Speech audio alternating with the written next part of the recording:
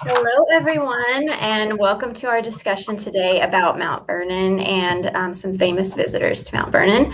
I'm Rebecca Baird. I'm the archivist here at Mount Vernon, and I am responsible for working with the archives, the institutional archives of the Mount Vernon Ladies Association. Hello, my name is Dawn Bonner. I'm the manager of visual resources. I oversee the photo archives, which complements the archival or the association's records. And we want to thank you today for joining us for our presentation titled A Tour of Tourists, Famous Visitors to Mount Vernon. We've broken it down into sections. And we sort of want to highlight that visitors from all walks of life have been drawn to Mount Vernon, both during Washington's life and more so even following his death. The pandemic obviously halted our visitorship for a while there. And as we ease our way back into normalcy, we just want to take the time to highlight some of our past notable visitors and, of course, invite all of our guests back to the estate. So please sit back, enjoy some of these photographs, footage, archival material, and behind-the-scenes stories of some of the most famous visitors to Mount Vernon. We'll begin this section highlighting royal visits, and I will begin with the visit of Prince Napoleon. I must note that I have quite a long narrative for this slide, and I promise to not spend as much time on each slide as I am on this one, but this is a unique situation where I have narratives by both parties, the party that received the prince, and as well as a representative from the prince's entourage. So the Prince Napoleon, in July of 1861, arrived in New York for a 2-month tour of the United States, which of course was at the beginning of the Civil War. He makes his way to Washington, D.C., where he meets President Lincoln in a quite brief and mostly silent encounter. And if you want to read more of these details, the letters that when I'm sort of reading from were published in 1862 in French, and then later the magazine American Heritage did an article on these in 1957. So it has some great juicy information about the entire visit, but obviously we're highlighting his time at Mount Vernon. So after meeting the president, the prince is given a tour of the Federal Army camps settled nearby to protect the capital. And upon conclusion of this gathering, the prince desired to meet with members of the Confederate Army. And as you can imagine, this created quite an awkward situation. And so an alternate suggestion was to have him visit Mount Vernon. And I'll share accounts of the letters written by an aide-de-camp. His name is Camille Frere Pisani. It's an aide-de-camp to Prince Napoleon, as well as a letter written by the secretary, Sarah Tracy, the letter of which we have in our collection that she writes to the regent. And I'll point out that the picture on the screen of Prince Napoleon is a carte de visite, which was sort of like a photographic calling card that was very popular at the time. And the card you see here is the actual card that Napoleon presented to Sarah Tracy at the time of the visit. So moving on, so accompanied with a letter from General Scott to pass through the federal lines to visit Mount Vernon, the prince and his party of 7 traveled by 2 carriages from Georgetown. Along the way, 2 trees were felled to create an obstacle on the main roads.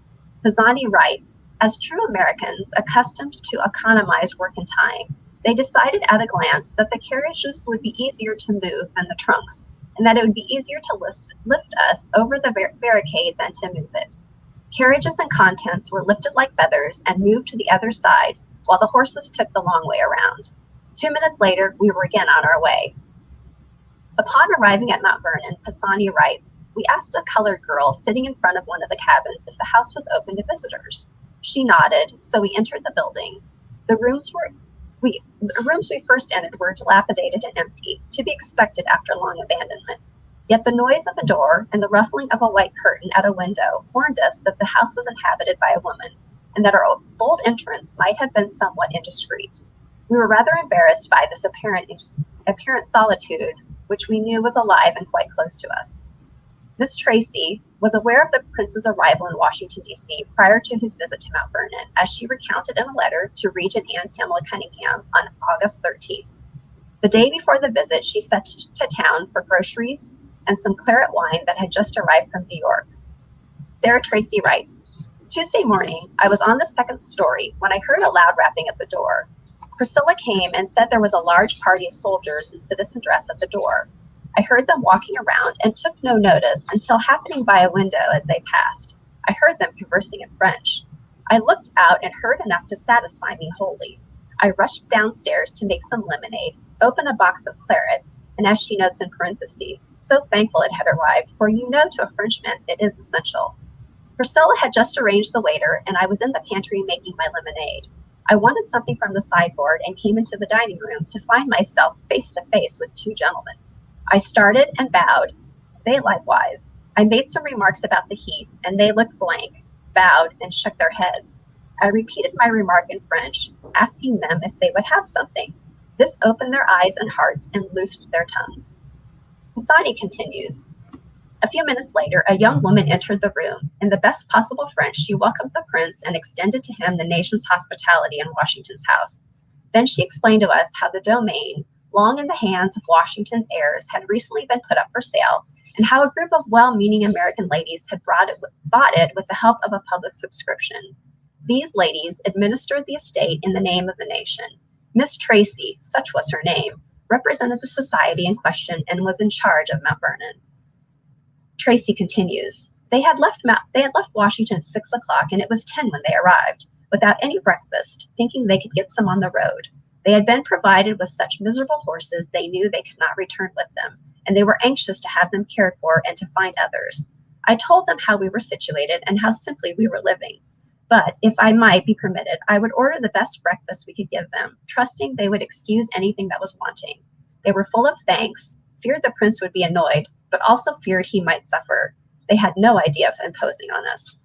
Miss Tracy showed the prince all the rooms of the house, including the key to the Bastille, Lafayette's gift to Washington, and from there the group ventured to the tomb.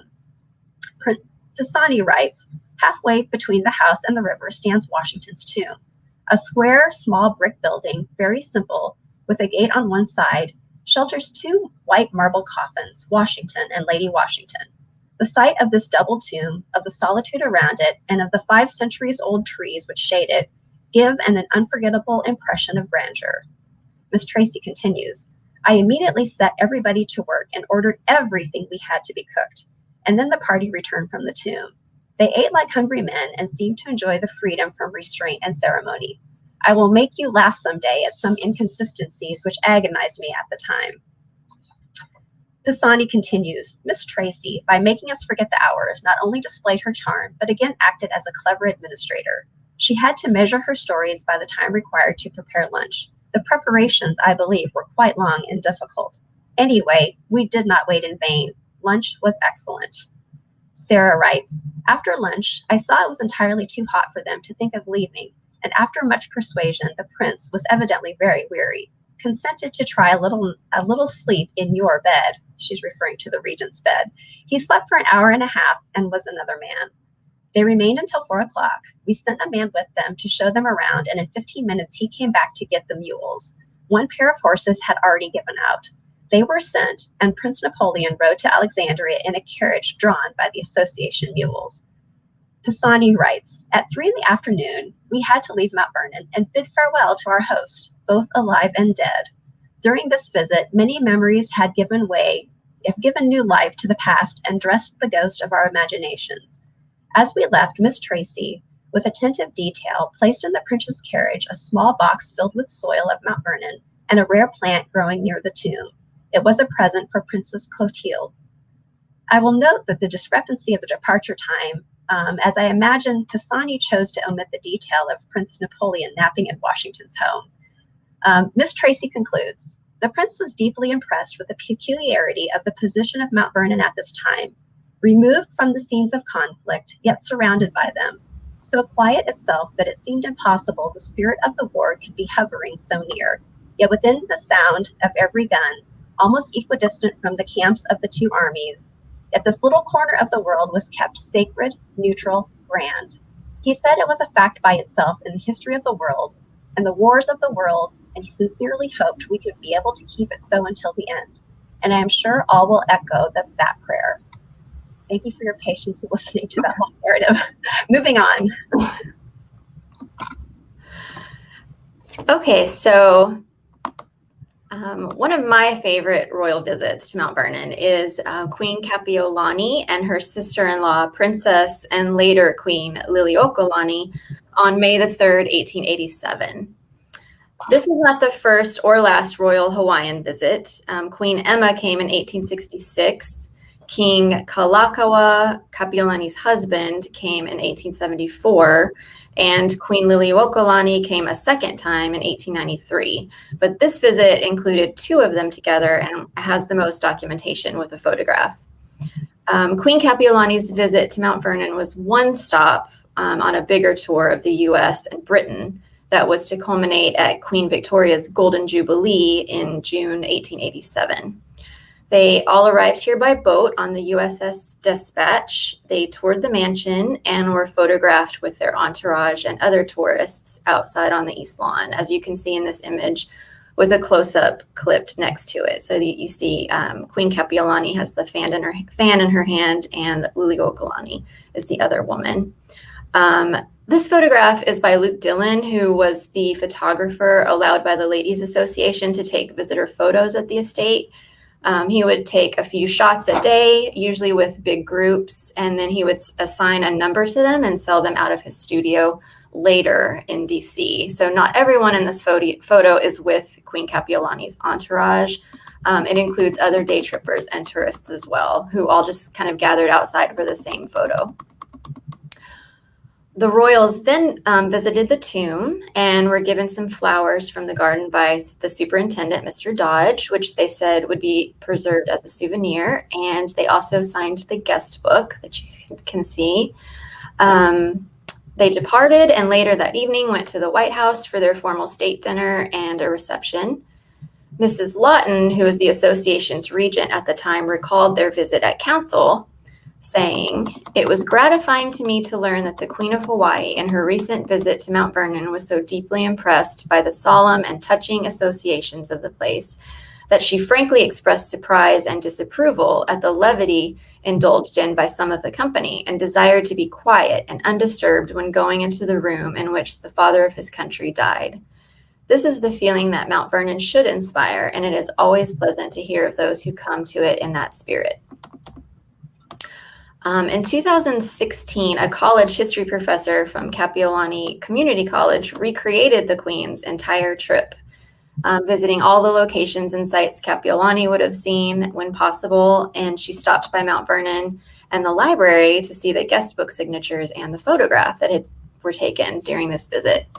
She created a blog about her experiences while traveling and describes everything she saw and learned on her trip. And you can still look through it online. It's called In the Footsteps of Kapiolani.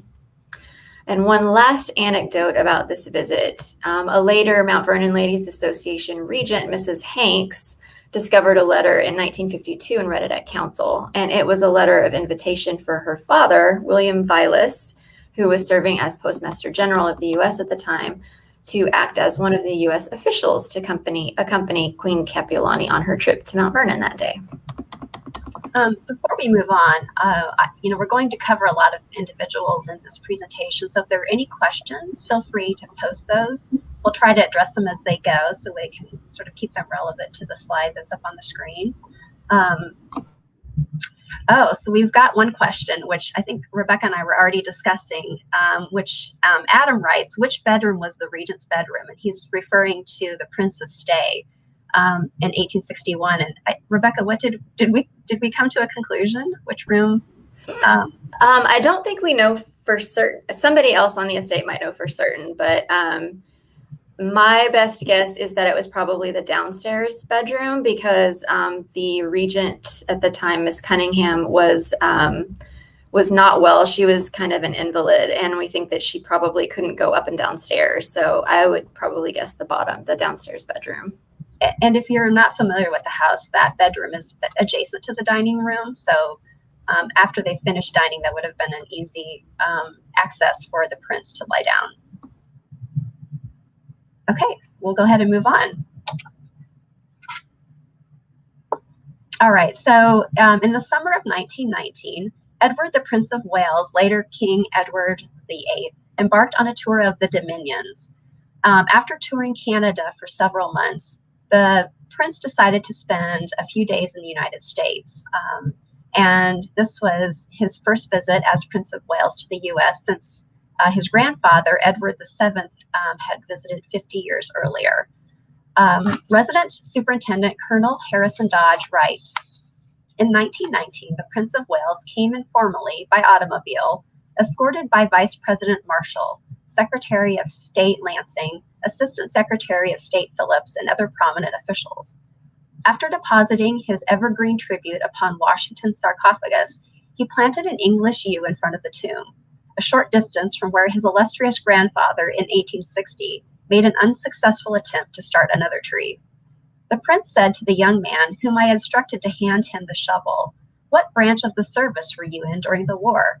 I was the sergeant in the U.S. infantry, sir." "Ah, then you did not get across. Hard luck." Turning from the tree, he noticed among strangers present a man in service uniform and walked up to him, looking at him closely. He said, "Didn't I see you at Koblenz last summer?" "I was there, Your Highness." At the mansion, I introduced him to two ladies who had come to Mount Vernon in 1860 with their parents to greet Prince Edward, his grandfather. One of them said, "Your Highness, I was a very little child then, and your grandfather kissed me." "Indeed, how jolly," he replied. And then to me, as we hurried away, he asked, "Do you suppose that was a hint of the old lady for me to do the same?"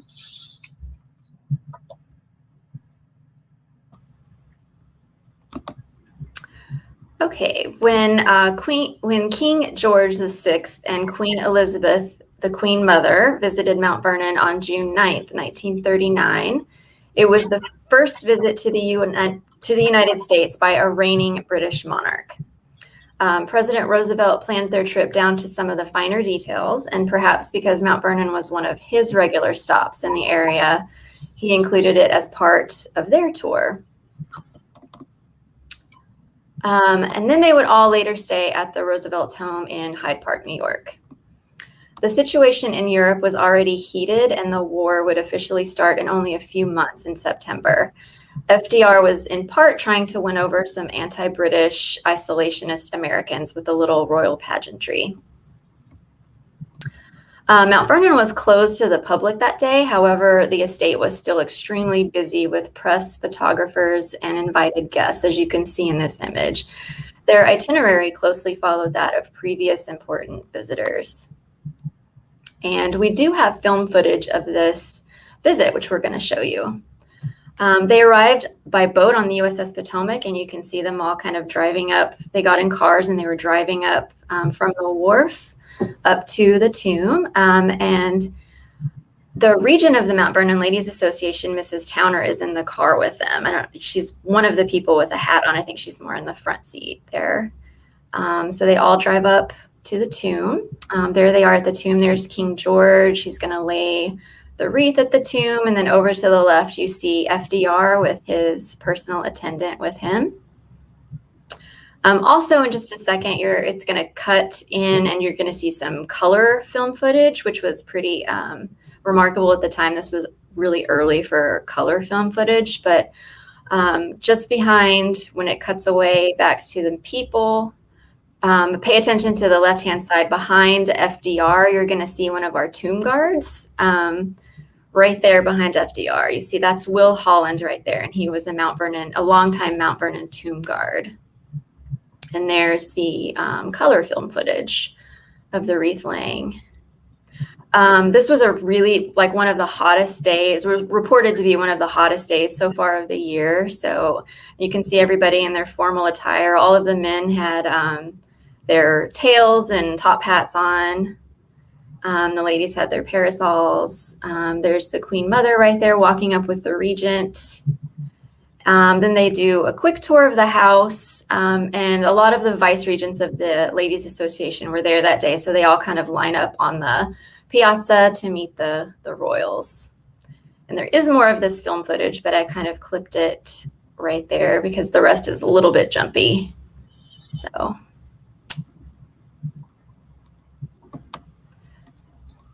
And that's it for that one. So moving on to Queen Elizabeth. Her Majesty is visited twice with her husband, Prince Philip, the first time on November 1st, 1951, when she was still princess, and again 40 years later as queen in 1991. The 1951 visit was very brief. The State Department's itinerary for the visit said it should only be about 25 minutes long. The estate was not closed to the public that day, however, but the mansion was cleared of people with certain areas roped off, and movement of the general public was restricted. They anticipated a crowd of about 5,000 people that day, and only a few months later, in February 1952, Elizabeth would become queen. Her second visit on May 16th, 1991, coincided with the dedication ceremony of the newly renovated wharf at Mount Vernon. Mount Vernon was part of her official state visit to the U.S., and she spent more time at the estate than during her previous trip. She toured the mansion, signed the guest book, stopped at the stables, as she's fond of horses, placed a wreath at the tomb, and then participated in the ceremony at the wharf. The Queen unveiled the plaque honoring the donors who had contributed to the wharf's renovation, many of whom were in attendance at the ceremony. And a staff member's daughter and the regent's grandson presented the Queen with a bouquet and a George Washington silver medallion.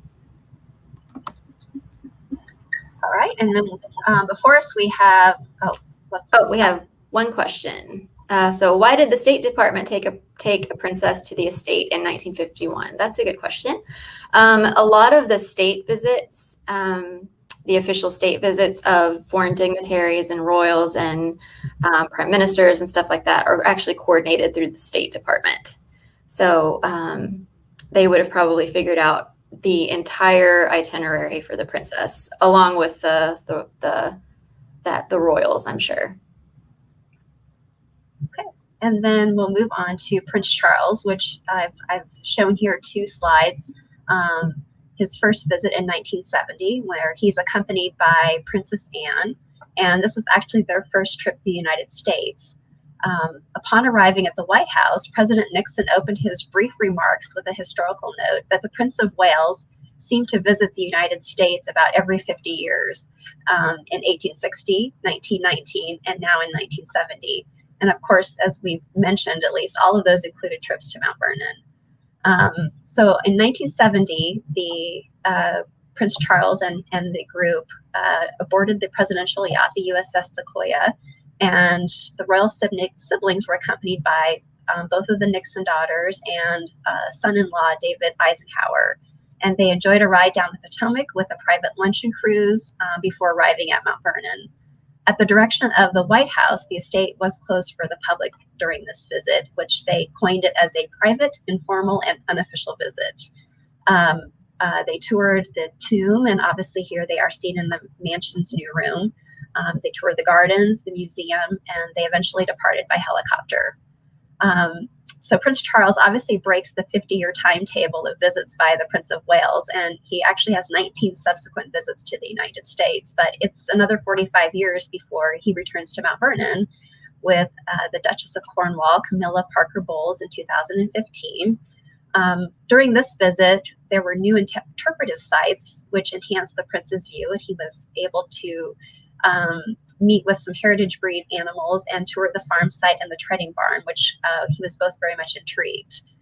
And then what's interesting is following this visit, there's Prince Charles meets with President Obama, and during a photo op, he's overheard saying, "You know what, that was nice, going back to Mount Vernon. It was fantastic. It is special, that spot," which we always like to hear. So we'll move on to presidential visits. If there's any questions at this point. Okay, we'll move on. Okay, so the first one we're going to cover is Woodrow Wilson's visit. President Wilson visited Mount Vernon on July 4th, 1918, during World War I. The event was called a Festival of Loyalty to America and the Cause of the Allies, and an assembly of representatives of 33 nations from all parts of the United States, which I believe was actually a committee of immigrants and nationalized American citizens. An estimated crowd of 20,000 people were in attendance that day. Wilson also arrived on the USS Mayflower, the presidential yacht, and walked to the tomb with the delegates. Mount Vernon's superintendent, Mr. Dodge, always full of all of the anecdotes, as we've seen, gives a quick anecdote in his book saying that the Star-Spangled Banner was sung by John McCormick, who was a famous tenor, who insisted on being accompanied by a Steinway grand piano. The instrument, so inappropriate beside the tomb of Washington, was entirely screened from view by hastily planted cedars. Wilson gave an address comparing the efforts of George Washington and the founding fathers to the battlefields of Europe in the World War. His speech references the importance of Mount Vernon as a location several times, and he talks about the air of this place and uses it as an inspiration for some of his major points in the address. The Mount Vernon Ladies Association must have been proud when he discussed how it seemed untouched by the modern world. And he says in his speech, "I'm happy to draw apart with you to this quiet place of old council in order to speak a little of the meaning of this day of our nation's independence. The place seems very still and remote. It is as serene and untouched by the hurry of the world as it was in those great days long ago when General Washington was here and held leisurely conference with the men who were to be associated with him in the creation of a nation.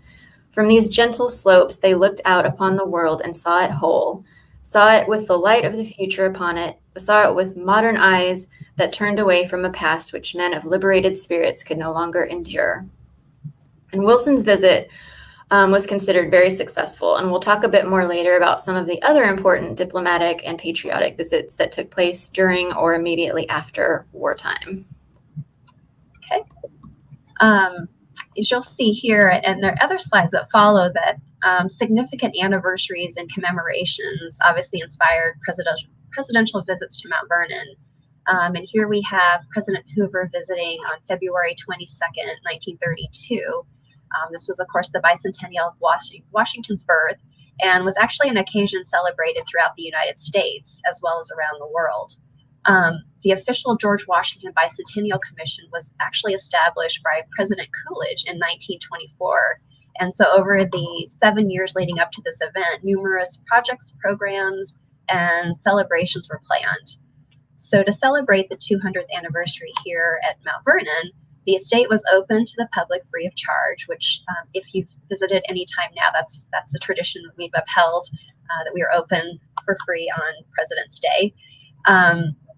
And President and Mrs. Hoover, along with members of the cabinet, arrived to lay a wreath at the tomb, and then they proceeded to the piazza and a podium where President Hoover addressed, as you can see on the right, a crowded group on the east lawn.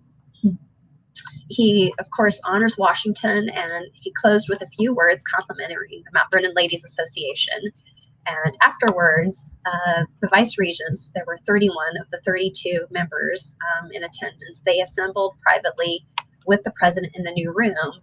And I was reading the minutes, and it stated that they greeted them, and after a few moments of pleasant conversation, they left. I think the ladies were a little disappointed. They'd hoped to have tea with the group, but President Hoover, who actually served as the chairman of the Bicentennial Commission, had multiple engagements on that day, including attending a service at Christ Church, as well as addressing a joint session of Congress commemorating Washington. Roosevelt was asked to speak at Mount Vernon on April 14th, 1939, as part of the celebration of the sesquicentennial of the U.S. Constitution, so another anniversary moment. As reported in the Mount Vernon minutes, on April 14th, the program was simple and dignified. Your regent was asked to speak a few words of welcome. The Director General of the United States Constitution Sesquicentennial Commission read the notification to General Washington by Charles Thompson, together with Washington's reply. The president delivered an address which concentrated upon the period commemorated and dwelt upon the character of Washington and his home at Mount Vernon, stating, it meant that once more he would leave Mount Vernon behind him, with no certainty of his return, and that on his shoulders in the far-off north would lie the burden of initiating the civil leadership of a new, untried republic. I think it's worthwhile mentioning that President Roosevelt visited Mount Vernon more than any other sitting president, with 13 documented visits. I'm sharing with you now several photographs of him and Mrs. Roosevelt hosting foreign dignitaries. At the top, we've got Nicaraguan President and Madame Somoza. You can see them at the tomb with both the President and Mrs. Roosevelt present. And then, of course, moving across to the other top right, we've got King George, which Rebecca covered earlier. And then dropping down below, Queen Wilhelmina of the Netherlands and Madame Chiang Kai-shek visited in 1943.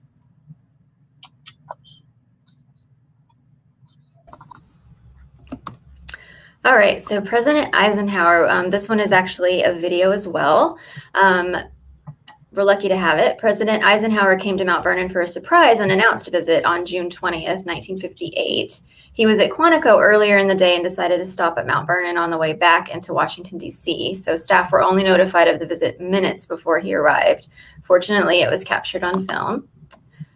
You can see he just passed by, and this woman is very overwhelmed to have just seen the president pass by.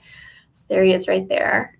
He's shown, actually the resident director was gone that day, so he was shown around the estate by the assistant to the director, Walter Densmore. He goes does a tour of the mansion. He does sign the guest book. You'll also see a picture of our old museum here in a second. He tours the museum as well.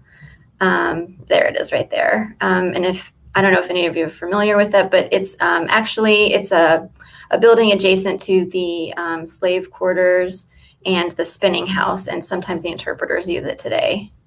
Our museum used to be in that building. So there he is. He drew quite the crowd after his arrival, and so he's waving at them all. And there's Walter Densmore right there shaking his hand. And then he gets in his car and leaves.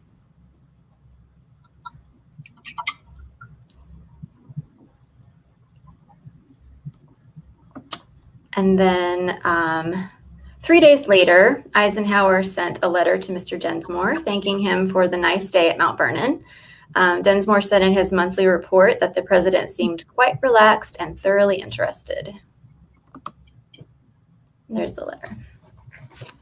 Okay. One of the most, we've got a question from Tom. Harry Truman served as senator, vice president, and president in D.C. and was a student of history. Surely he must have visited Mount Vernon. Please confirm. Yes, he did. I actually saw another person's comments that he visited in 1947. I'm not sure if that date is probably correct, but I'm not sure of the date right off the top of my head, but I do know that Truman did visit, so yes. I think we looked in advance of the 45 presidents. I think we can account for 27 of them or counted visits to the estate. So we're obviously missing a few. Anyway, so moving on, I'm sure you all recognize this president. One of the most notable events held at Mount Vernon was the state dinner for the president of Pakistan, Ayub Khan, and his daughter Begum Aurazegub, on the evening of July 11th, 1961. This event was conceived by Jackie Kennedy, and her secretary, Letitia Baldridge, orchestrated the event details as described in an enlightening video interview that was produced by the History Channel for a temporary exhibit at Mount Vernon titled Presidential Porcelain, which we opened in 2008. It's a little long, but I think you'll thoroughly enjoy it.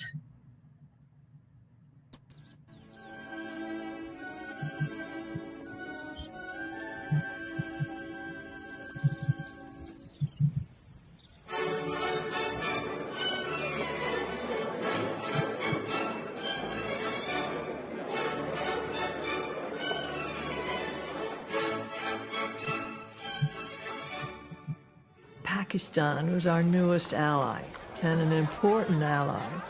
So the Kennedys said, we've got to do something very special for Ayub Khan.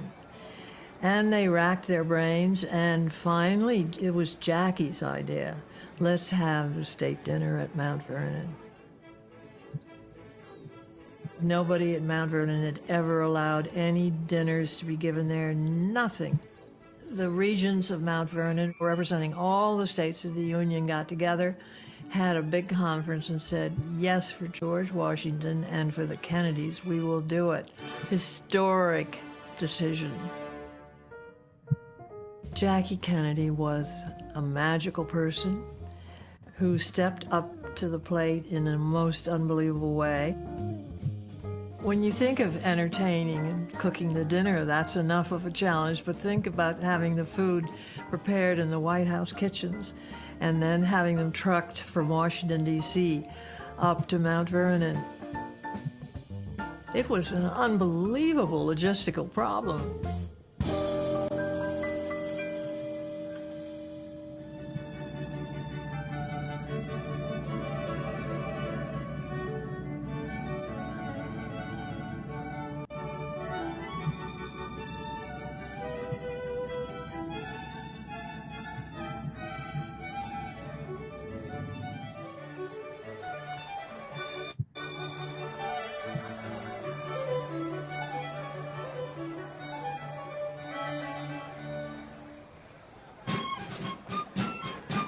And then the Revolutionary soldiers, dressed in George Washington's uniforms, did a drill that George Washington designed himself. And then they fired their muskets right at the faces of the press. And finally, the New York Times correspondent in the back row raised a white handkerchief in surrender, and that caused everybody to laugh. I mean, they all realized this was a joke, that it wasn't real, and it was just a terrific start to the dinner.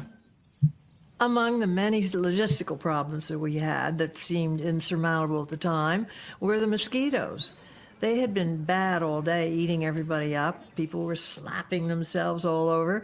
So the Signal Corps came by, and very powerful DDT bombs, and set them off and cleared the mosquitoes all out.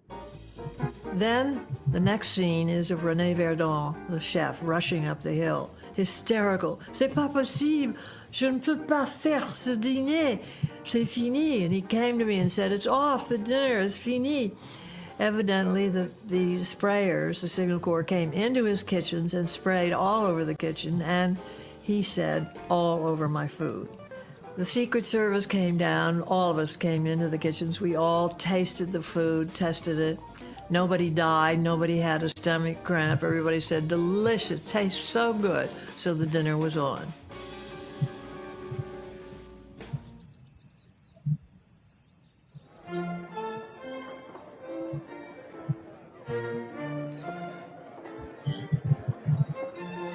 It cost a fortune, and Congress complained about the price of the tent. I noticed the ones in the Senate who complained about the cost of the dinner. None of those had been invited to the dinner, so they were trying to get revenge. They got it. Angry articles headlined, French grandeur at the White House dinner, what's happened to America, etc. It was a success. We venerated history. The regents of Mount Vernon, the ladies who protect the place, were thrilled. Jackie was thrilled, very important to me, and the president was thrilled. I'll never forget the look of pleasure and pride on Ayub Khan's face, how proud he was. It was a success from every point of view.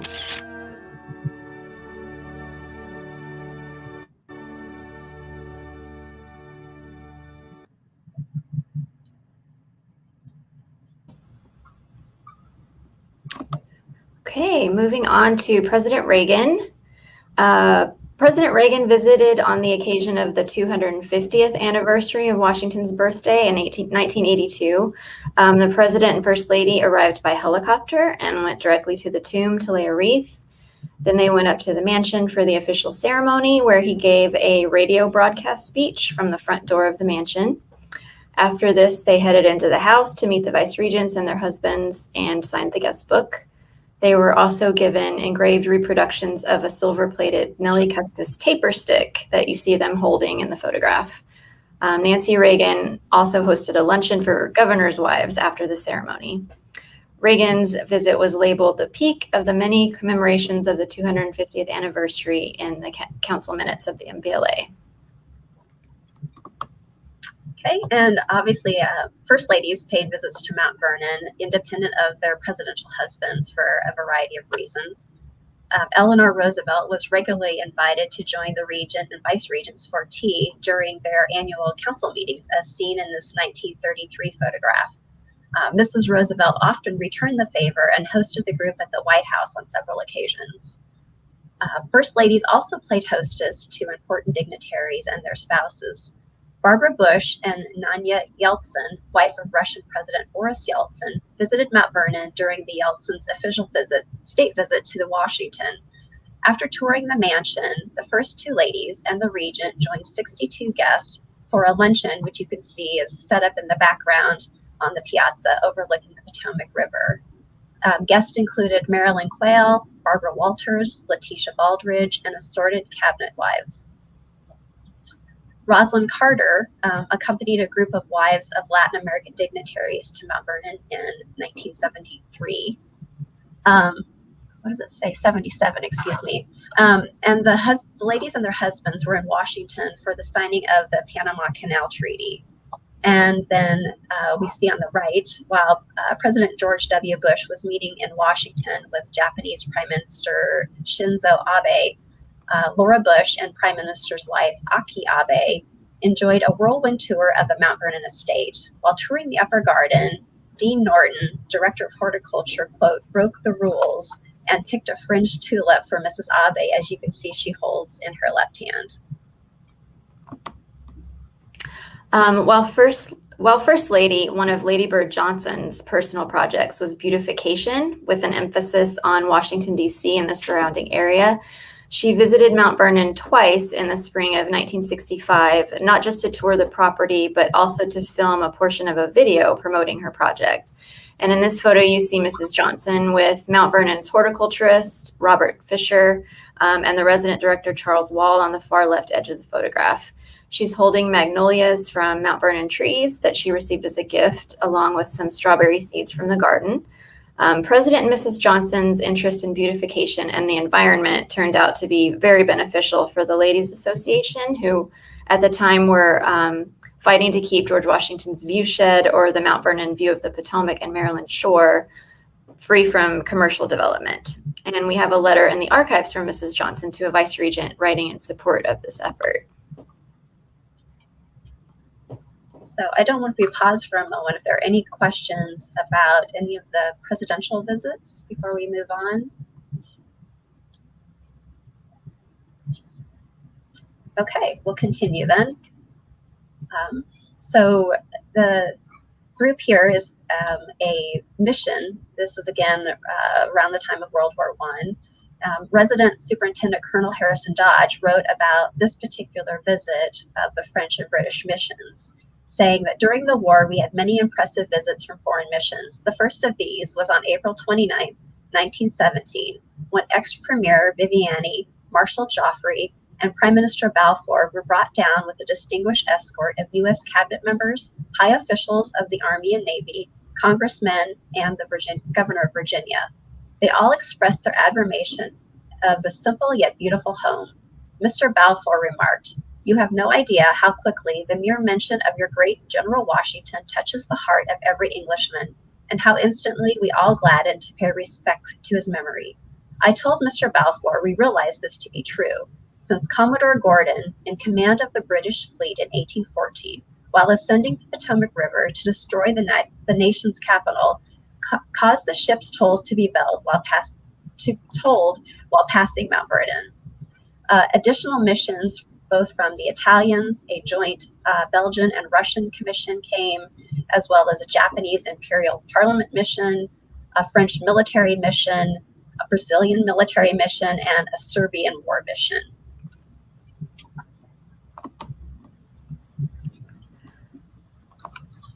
Many significant diplomatic visits to Mount Vernon occurred during and after World War II, and I'll talk about two of the most well-known.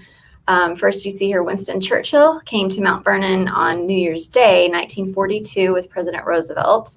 When the U.S. entered the war only a few weeks before this visit, Churchill immediately arranged a trip to Washington to meet with Roosevelt to discuss the Allies' plan for the war.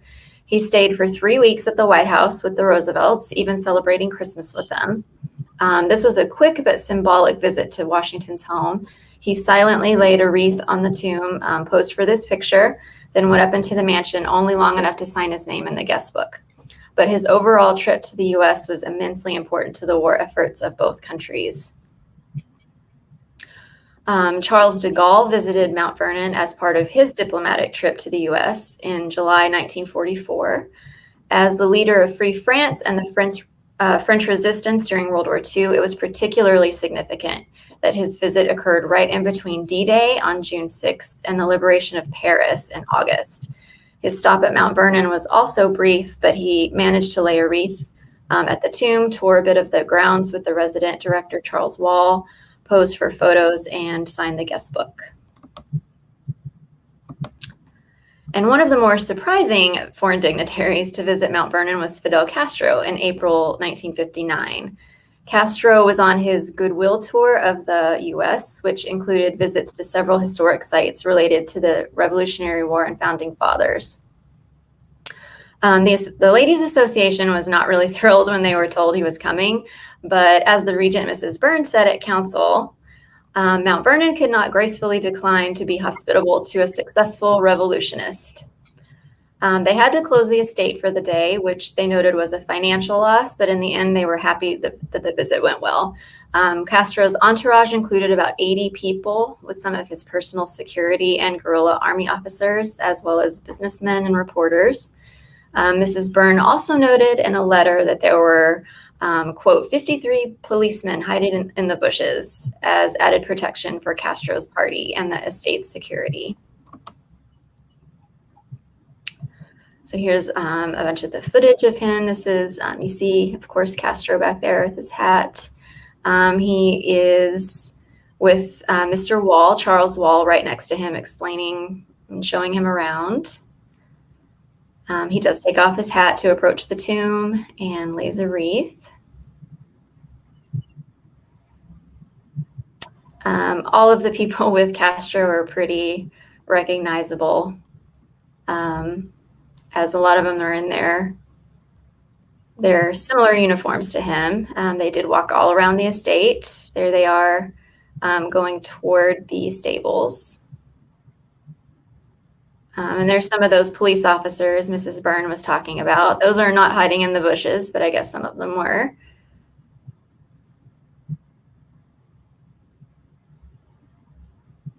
And there's one of his army officers right there. This video was clipped from a much longer film that the Ladies' Association made that was called a pictorial report of the estate from 1959. They made these filmed reports several years in a row. And we think this visit must have made a good impression on him because, as you can see in this picture on the, he was later photographed reading Mr. Wall's book about Mount Vernon called Story of a Shrine. And it was reported that he also called Mount Vernon the most interesting thing I have visited. All right. And then our last section here, we've titled Famous Visitors. They don't fall conveniently into the previous categories. So again, I'll take this opportunity to take any questions if there are any. Otherwise, we will move on. Okay, famous people. We will get started with Frederick Douglass. We have 3 documented visits that he makes to Mount Vernon. The first, which you can see, is in 1869, actually August 19th of 1869, where he is visiting from Rochester, New York as a tourist. He arrived by the steamboat Arrow at the Mount Vernon Wharf with a party of men, women, and children of Washington's Black elite. Douglass and his party disembarked, climbed the stairs to the tomb, and made their way to the mansion and surrounding gardens and outbuildings, which obviously included signing the Mount Vernon Visitor Register. Likely, this was his first visit to Mount Vernon and considered newsworthy, as we've dug up a newspaper article in the Evening Star reporting his visit as such. The steamer Arrow, Major Sykes in command, glided off the gate wharf on a regular excursion to Mount Vernon, taking down a large number of excursionists, including among whom were Frederick Douglass and friends, and the amalgamated couple, Mr. and Mrs. Montague, mention of whose marriage was published in the Star yesterday. Douglas's second documented visit occurred on June 14, 1878. Again, there was another article that we found regarding this visit. Douglas is serving as United States Marshal of the District of Columbia in the administration of President Hayes. So at this point, he is relocated to Washington, D.C. And during this visit, he joined an assemblage on the steamer the Mary Washington to Mount Vernon. This was during an annual meeting of the Council of the Vice Regents of the Mount Vernon Ladies Association. And I didn't include an image, but he also signs the guest or visitor register at this time. And then lastly, on the left, we have this photograph courtesy of the Frederick Douglass home that shows Douglass posing in what we called one of these group photographs that Rebecca spoke to earlier, where it looks like there's probably at least two groups in this photograph, but I would guess that Douglass's position sort of off to the right means he was probably just traveling solo as a visitor. And so there are no newspaper articles regarding this particular visit, which is why we don't know the precise date. And so we're guessing it's between 1886 and 1889. Okay, so we have Thomas Edison here, visited September 19th, 1916. Edison's visit coincided with a debate among the Ladies Association on putting electricity in the mansion. Some members of the association thought it ruined the authenticity of Washington's home and all they were trying to accomplish with preservation, while others considered it way too dangerous to keep using kerosene lighting. So after finally coming to a consensus to install electricity, they would only allow the most prestigious or best of the best to be in charge of the project. So they hired the Edison Storage Battery Company to advise on the right system and process to bring electricity into the mansion. During Edison's trip to the estate in 1916, he did inspect the mansion to make recommendations to the ladies, but his visit was also one of personal interest. He was photographed at the tomb that you see here, and after hearing about previous tree plantings on the estate, he asked if he could do this as well. So the staff quickly located an elm for him to symbolically plant near the tomb. Taking his advice, the Ladies Association installed a direct current electrical system, meaning the energy for electricity was supplied through batteries stored on site rather than the alternating current system, which would have required them to connect to the Alexandria power grid.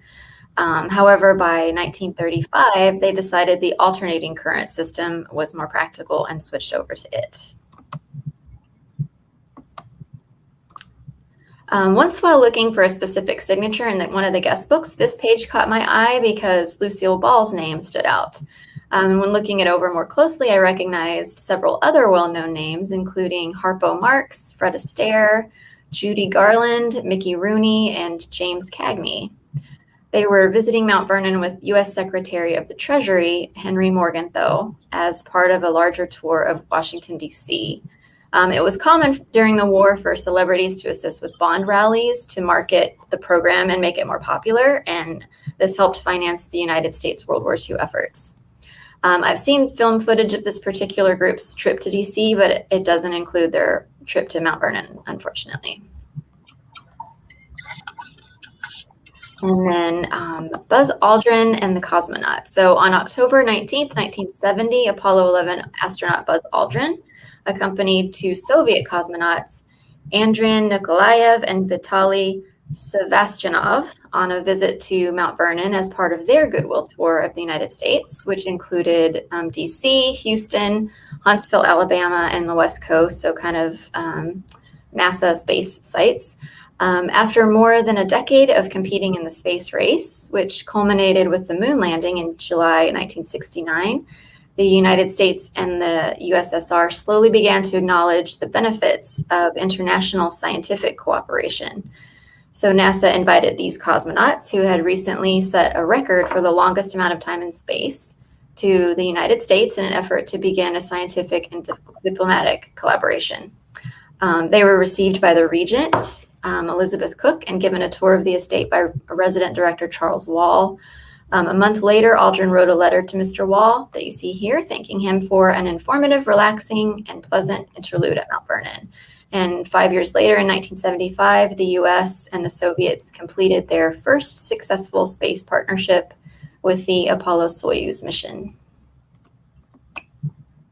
Okay, and so obviously with the Olympic opening ceremonies just days away, we couldn't pass up the opportunity to highlight that the famed Olympic torch has visited Mount Vernon both in 1980 for the Winter Olympics in Lake Placid and in 1996 Summer Olympics in Atlanta. In 1980, the torch traveled north from Yorktown and arrived on February 1st around 8 a.m. with more than 1,000 visitors present. Guests watched the Fife and Drum Corps and the Commander-in-Chief's Guard perform and witnessed the exchange of torches at the head of the bowling green after a pause at the tune. Sub-freezing temperatures and gusty winds made attendance, quote, an act of courage.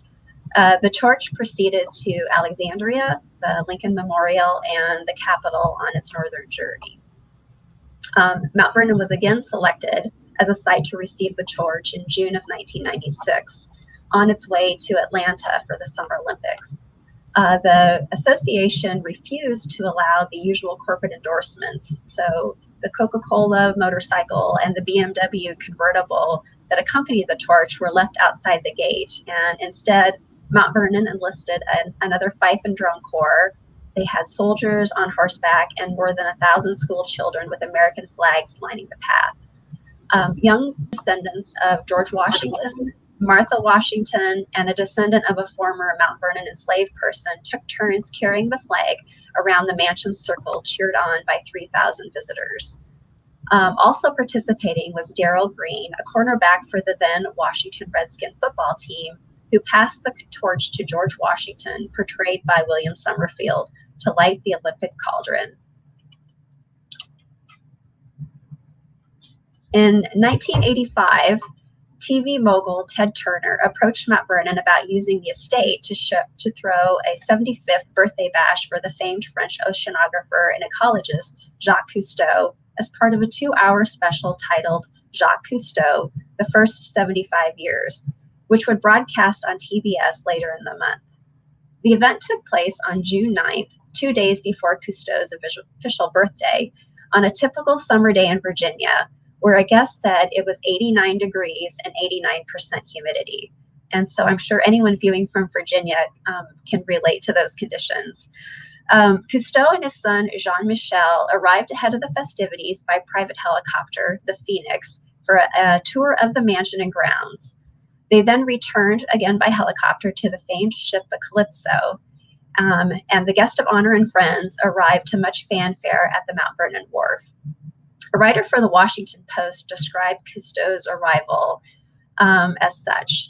He says, as Cousteau eased up the channel toward a dock lined by thousands of people waiting to greet Cousteau, the general hubbub and noise level gets so high that Cousteau covers his ears and groans with a pained look on his face. Ah, all these noises, he says.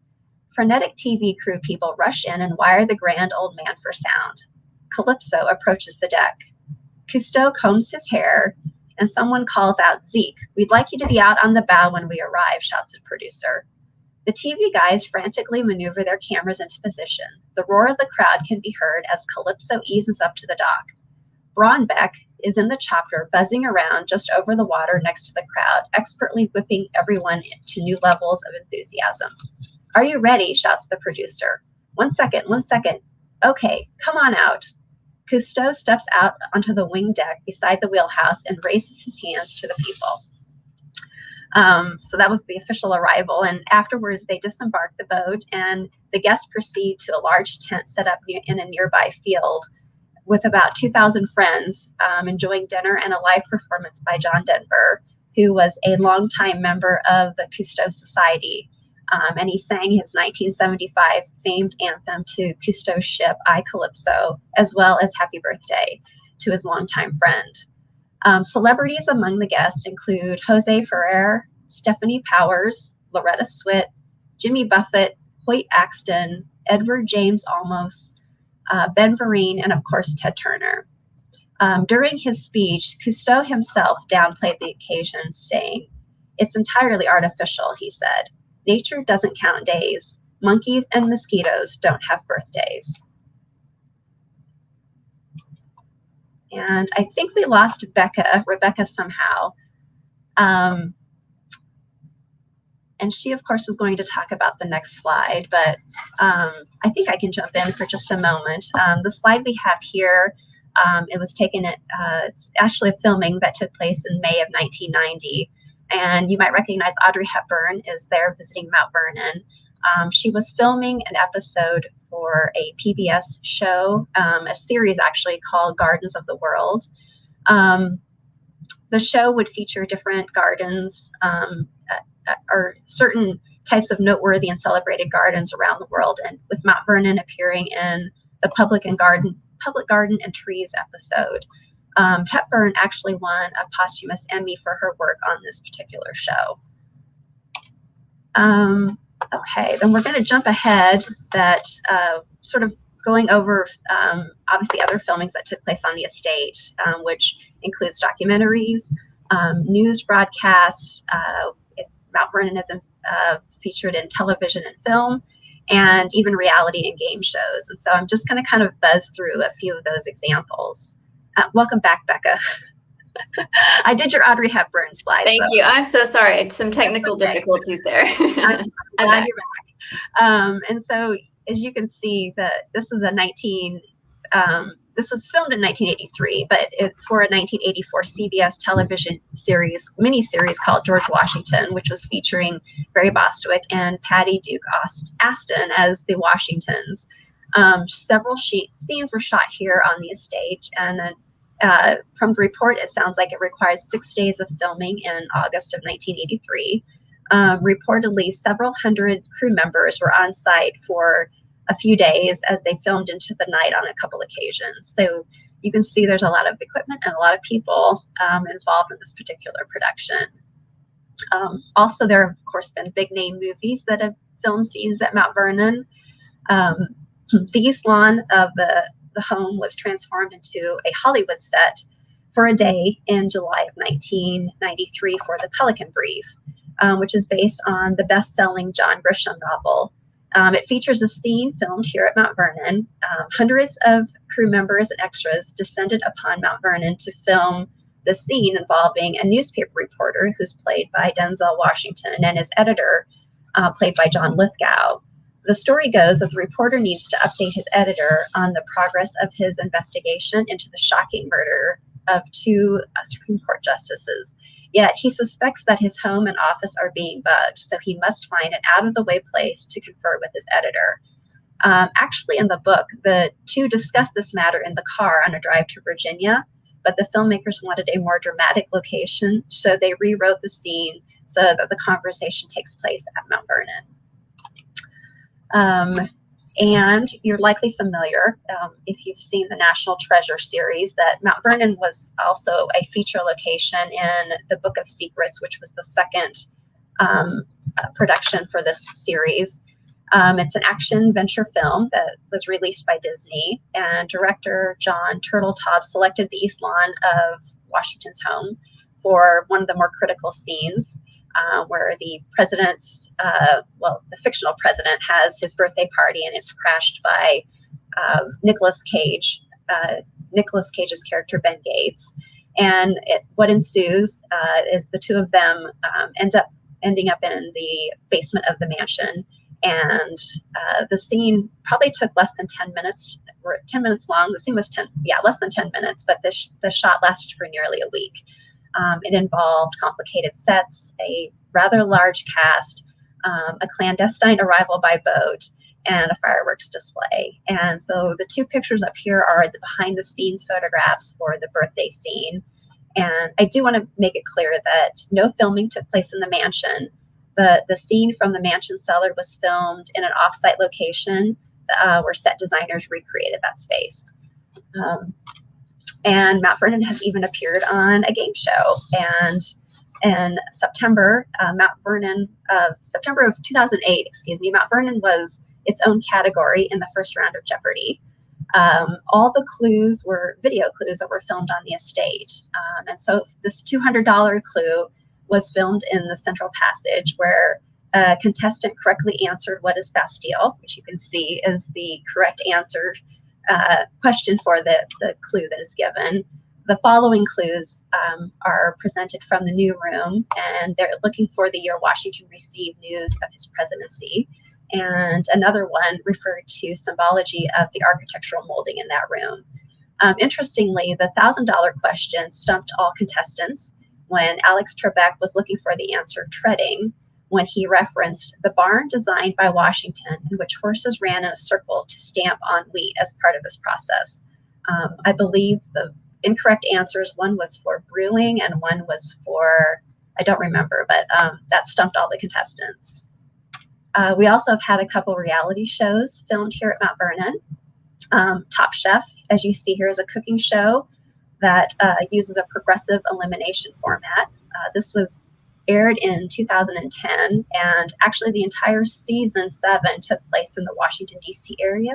So Mount Vernon was an obvious site selection for one of their episodes. In this particular round, the chefs receive an elimination challenge, which required them to cater an American picnic for Capitol Hill interns that included a main dish and 2 sides with limited preparation time. And so as you can see, serving stations were set up and grills were set up on the East Lawn as the judges and interns sample the chef's creations. A lamb skewer dish was named the winner of this particular challenge. And of course, at the end, if you've seen this program, one of the contestants were asked to pack their knives and go. And finally, The Amazing Race was aired and filmed here at Mount Vernon in 2013. This is an adventure reality show franchise in which 2 teams race around the world in a competition with other teams. It's split into legs, and teams have to deduce clues, navigate themselves in foreign areas, and interact with locals and perform physical and mental challenges. Over the course of the race, teams are progressively eliminated, and at the end of most legs, at a designed pit stop. The race itself starts in the United States and ends in the United States. So Mount Vernon was fortunate to be the finish line for the end of this particular season. And so after traveling around Washington, D.C., the final pit stop, the teams had to make their way through the Texas Gate and arrive on the East Lawn, where they met the host at the finish line here to receive their $1 million prize. Okay, so wrapping up, sorry we went a little over the time, but I hope you enjoyed it. So most of the time, dignitaries, presidents, royalty, and celebrities visit Mount Vernon for the same reasons you or I would want to visit. They're curious to see where and how Washington lived. They want to pay respects at his grave as a great leader and founding father of America, and they want to try and better understand the world he knew. Sometimes for them, it's a symbolic, formal affair with press and photography and an entourage, unlike everybody else's experience. But if you want to step back in time and think about Washington's era and the founding of America, as so many people want to do, Mount Vernon is one of the best places to do this. So we will take any last questions that anybody may have, or any questions maybe that we missed. Question: since its rediscovery and redevelopment, how many prominent visitors have included a stop at the Slave Memorial and Cemetery? I would say, I don't have an exact number, obviously, but I do know that in some of the recent visits from famous people and dignitaries like this, they have always a stop at the tomb usually always includes a stop at the Slave Memorial and Cemetery too. Am I right with that, Dawn, you think? I believe so. I mean, often we don't have details of all those stops, nor do we have details of all visitors or all, famous people. Some of them come announced and we accompany them, and some of them come privately. So there's definitely the cemetery, is something new that's just been recently unearthed. We knew it was there with the memorial, but that's been better enhanced now, which I think draws a lot more people to that space. Yeah, I would definitely say that's a more recent development, probably, that people stop there on the official visits. But yeah, I think it is part of it now.